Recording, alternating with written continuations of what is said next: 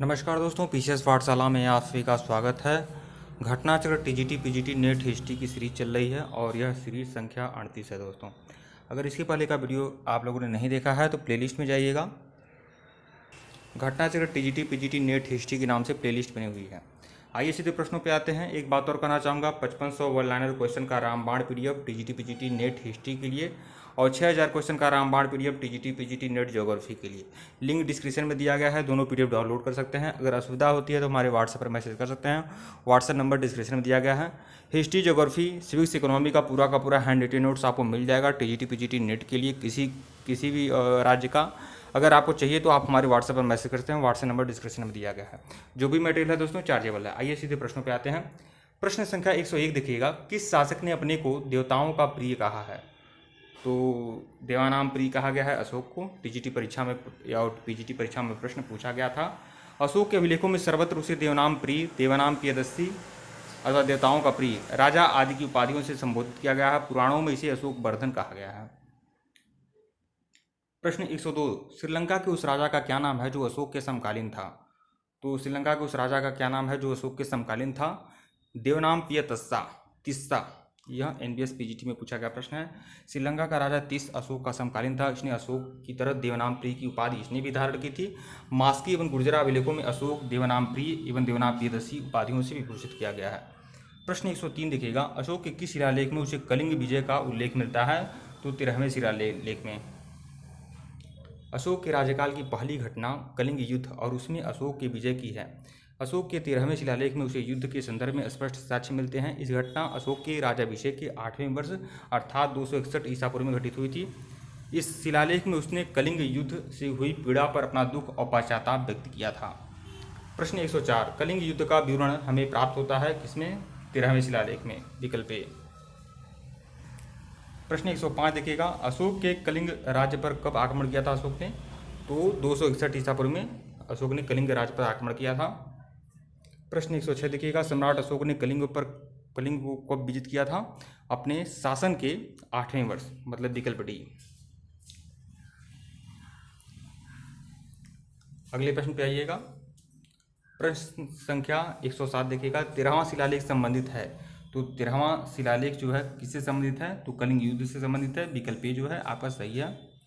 प्रश्न 108 देखिएगा, अशोक के किस शिलालेख में युद्ध और हिंसा के कारण जनित और उसके अंतर मन की व्यथा प्रकट होती है? तो 13वें शिलालेख में, मतलब धौली और जौगढ़ में। विकल्प ए जो है आपका सही है।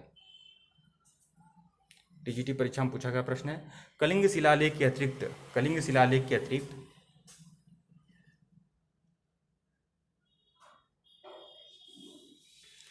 शिलालेख के अतिरिक्त धौली और जौगढ़ दोनों जो उड़ीसा में हैं शिलालेख, इनसे शिलालेख प्राप्त होते हैं जिसमें अशोक के कलिंग युद्ध के पश्चात युद्ध और हिंसा के कारण जन समुदाय को क्षत को देखकर उसके अंतर मन की व्यथा प्रकट होती है। तो एक तो कलिंग शिलालेख में इसकी जानकारी मिलती है और एक धौली और जौगढ़ में मिलती है। यह दोनों ही उड़ीसा में है। प्रश्न 109 देखिएगा, अशोक ने अपने किस शिलालेख में 8वीं जातियों का उल्लेख किया है? तो 13वें शिलालेख में 8वीं जातियों को चेताया है। जीआईसी प्रवक्ता परीक्षा में पूछा गया प्रश्न है, अशोक ने अपने 13वें शिलालेख में 8वीं जातियों का उल्लेख किया है और इसी शिलालेख में अशोक 8वीं जनजातियों को धमकी देता है कि वे धर्म के मार्ग का अनुसरण करें अन्यथा परिणाम बुरा होगा। प्रश्न 110 देखिएगा, मौर्य काल में राज की मुद्रा क्या थी? मौर्य काल में जो राज की मुद्रा थी वह थी पड़। विकल्प बी जो है सही आपका। पीजीटी परीक्षा में पूछा गया प्रश्न है, मौर्य काल में राज की मुद्रा को पड़ कहा जाता था। यह 3/4 तोले के बराबर होता था और बराबर चांदी का सिक्का था। इसके ऊपर पीपल, सूर्य, चंद्र, मयूर आदि, बैल आदि अंकित थे, सर्प आदि अंकित था। सोने के सिक्कों को निष्क और सुवर्ण कहा जाता था। माशक या कांकड़ी तांबे का सिक्का होता था। माशक चांदी के पड़ का 1/16वां भाग होता था। जो पड़ सिक्का होता था उसका 1/16वां भाग होता था, उसे माशक कहते थे। तांबे का सिक्का होता था। प्रश्न 111 देखिएगा, निम्नलिखित में से किस मौर्य शासक ने आजीविक संप्रदाय को संरक्षण दिया था? तो बिंदुसार ने आजीविक संप्रदाय को संरक्षण दिया था।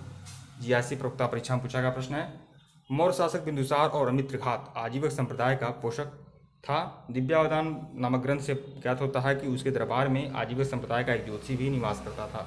अशोक ने बराबर की पहाड़ियों में अपने राज्याभिषेक के 12वें वर्ष और 19वें वर्ष क्रमशः 2 दो गुफाएं सुदामा और कड़चुपार आजीव संप्रदाय को दान में दिया था। अपने राज्याभिषेक के 12वें वर्ष अशोक ने एक अन्य गुफा विश्व झोपड़ी का भी निर्माण कराया था। अशोक के पुत्र जालौक कश्मीर के इतिहास में शैव धर्म का प्रचारक था। जालौक और बौद्धों के उत्पीड़क के रूप में जाना जाता है।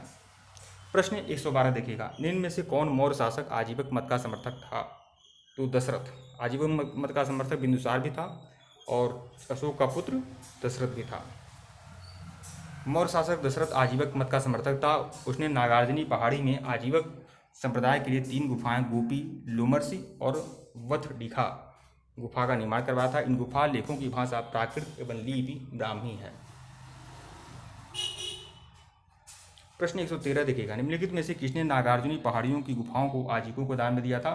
तो दशरथ ने। विकल्प सी जो है सही आपका दशरथ। प्रश्न 114 देखिएगा, अशोक के शिलालेखों की भाषा क्या है? तो अशोक के अभिलेखों की जो भाषा है वह अर्धमागधी है, मतलब प्राकृत है। प्रश्न 115 देखिएगा, इसकी व्याख्या देख लीजिए। अशोक का इतिहास हमें मुख्यतः उसके अभिलेखों में ही ज्ञात होता है। उसके अभिलेखों का विभाजन 3 वर्गों में किया जा सकता है, शिलालेख, स्तंभलेख और गुहालेख। शिलालेख 14 विभिन्न लेखों का एक समूह है जो 8 भिन्न भिन्न स्थानों पर प्राप्त होता है। 14 शिलालेख हैं जो 8 स्थानों पर प्राप्त होते हैं। वो 8 स्थान कौन है? शाहबाजगढ़ी, मानसेहरा, कालसी, गिरनार, धौली, जौगढ़, एरागुडी, सोपारा। अशोक के अभिलेख जो हैं, अशोक के अधिकतर अभिलेख जो हैं वह प्राकृत भाषा और ब्राह्मी लिपि में है। केवल 2 अभिलेख शाहबाजगढ़ी, मानसेहरा जो है ब्राह्मी लिपि में न होकर खरोष्ठी लिपि में है। तक्षशिला से आरमाइक लिपि में लिखा गया एक भग्न अभिलेख सिरेकुना नामक स्थान से यूनानी और आरमाइक लिपि में लिखा गया अभिलेख, द्विभाषी अभिलेख प्राप्त होता है। यह सब प्राप्त होता है। प्रश्न 115 देखिएगा, अशोक के शिलालेखों की भाषा क्या है? अशोक के जो शिलालेखों की भाषा है वह प्राकृत है, मतलब अर्धमागधी है। प्रश्न 116 देखिएगा, अशोक के समय में ज़्यादातर अभिलेख किस भाषा में लिखे गए हैं? तो अशोक के समय में ज़्यादातर अभिलेख जो है किस भाषा में लिखे गए हैं? तो ये आपके पाली में लिखे गए हैं, नहीं प्राकृत में लिखे गए हैं, प्राकृत में, अर्धमागधी में। प्रश्न 117 देखिएगा, अशोक के किस स्थान से अभिलेखों को रानी का अभिलेख कहा जाता है? तो कौशाम्बी के अभिलेख को रानी का अभिलेख कहा जाता है। कौशाम्बी के लघु स्तंभलेख में अशोक की रानी कारुवाकी द्वारा दान दिए जाने का उल्लेख है, इसीलिए इसे रानी का अभिलेख कहते हैं। इसे रानी का अभिलेख भी कहा जाता है। इसी में उसके एकमात्र पुत्र तीवर का भी उल्लेख है। सांची व सारनाथ लघु स्तंभलेख में अशोक अपने महामात्रों को संघभेद करने का आदेश देता है, संघभेद रोकने का आदेश देता है कि संघभेद न हो।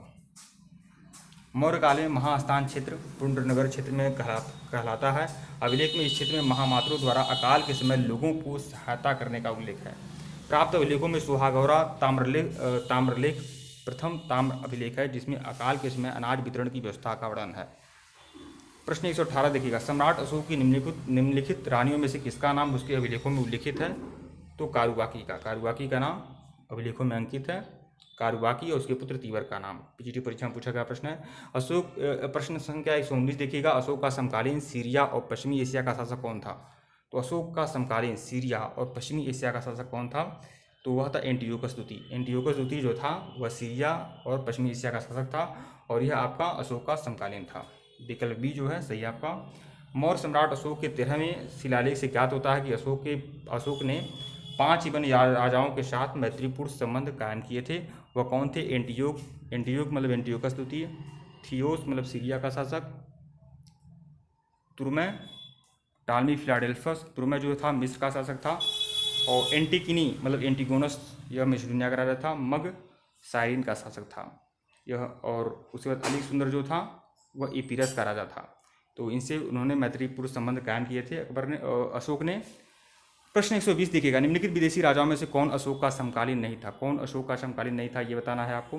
तो 4 विदेशी शासक हैं। कौन विदेशी शासक अशोक का समकालीन नहीं था? तो डेरियस जो है, डेरियस द्वितीय यह आपका अशोक का समकालीन नहीं था, जबकि टालमी फिलाडेल्फस और मगस और एंटियोकस थियोस यह तीनों ही अशोक के समकालीन थे, और व्याख्या में भी आपका मिल जाएगा। ठीक है दोस्तों, वीडियो को लाइक और चैनल को सब्सक्राइब करेगा। डिस्क्रिप्शन में लिंक टेलीग्राम का है, टेलीग्राम को बिल्कुल ज्वाइन करेगा। एक बात और करना चाहूँगा, ये जो 5500 क्वेश्चन का रामबाण पीडीएफ है टीजीटी पीजीटी नेट हिस्ट्री के लिए एकदम रामबाण पीडीएफ है दोस्तों। All India TGT PGT KBS NBS SSB UP Bihar Rajasthan Chhattisgarh TGT सब के लिए इंपॉर्टेंट है। तो आप लोग 5500 क्वेश्चन का जो रामबाण पीडीएफ है टीजीटी पीजीटी नेट के लिए उसको भी डाउनलोड कर लीजिएगा हिस्ट्री के लिए, और 6000 क्वेश्चन का जो रामबाण पीडीएफ है ये आपका टीजीटी पीजीटी नेट ज्योग्राफी के लिए, उसको भी डाउनलोड कर लीजिएगा, डिस्क्रिप्शन में लिंक दिया गया है। और अगर इसके पहले का वीडियो नहीं देखे हैं, प्लेलिस्ट में जाइएगा, टीजीटी पीजीटी नेट हिस्ट्री के नाम से प्लेलिस्ट बनी हुई है। और जैसे यह आपका मौर्य काल है, जैसे ये मान लीजिए मौर्य काल है, मौर्य काल जैसे ही कंप्लीट हो जा रहा है या मास्टर वीडियो को प्लेलिस्ट में जोड़ दिया जाएगा। मास्टर वीडियो की प्लेलिस्ट अलग बनी हुई है TGT PGT net history master video के नाम से, तो आप लोग मास्टर वीडियो को भी फॉलो कर सकते हैं। धन्यवाद आप लोग को।